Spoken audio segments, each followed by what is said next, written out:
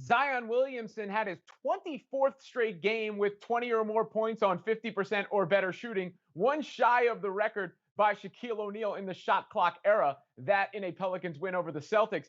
I'm Robin Lundberg here with Ashley Nicole Moss. And Ashley, it feels like Zion has kind of had his happy learned how to putt moment, where he's figured out how to harness that power. The way he's taking guys off the dribble, they're putting the ball in his hands and sort of bullying them to the rack. It almost feels like he's quietly living up to the hype now. First of all, I love that reference. Great reference.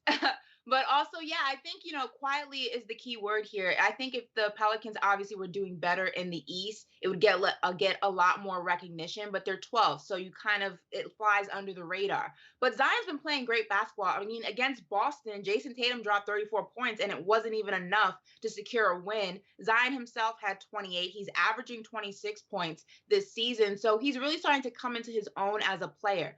My only critique of him was I would like to see him drop a little bit more LBs. I feel like in this game, you need to be extremely athletic. I think that's going to weigh on his knees eventually. But outside of that, I think Zion's really starting to figure out his niche and where he fits in this league. Well, I say that shot creation is the number one commodity in the NBA, and he's becoming a bit of a shot creator. So, it's less of him having to go up for lobs or that kind of action running up and down the floor as much as putting the ball in his hands. Rick Carlisle called him Shaq with point guard skills.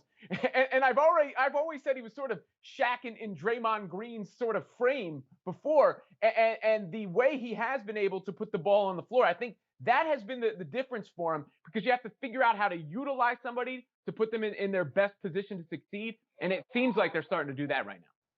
Yeah, they're definitely doing that. And I would actually like to see him outside of the Pelicans franchise to really start to flourish and tap into that talent even more. I just think the way the Pelicans are constructed, he's not really going to see his peak, if you will. He's not really going to be able to gravitate or levitate rather up as he would in other franchises. I think he would do exceptional in a bigger market. And I think the Pelicans organization right now is good for him to kind of get that groundwork, get that foundation going. And I think when it's time for him to re-sign, he's going to re-sign and go ahead and hit somewhere else, because I think he's going to be in a prime position talent-wise that he's going to be an asset to any team that he joins. We're already taking him out of New Orleans. There could be some fans unhappy about that. Look, maybe that factors into why he hasn't quite been as hyped. Like you mentioned, the team isn't that great. And Zion, personality-wise, he's sort of a little reserved when he does the interviews and the like. But his game, that's doing the talking right now, and he's talking big talk.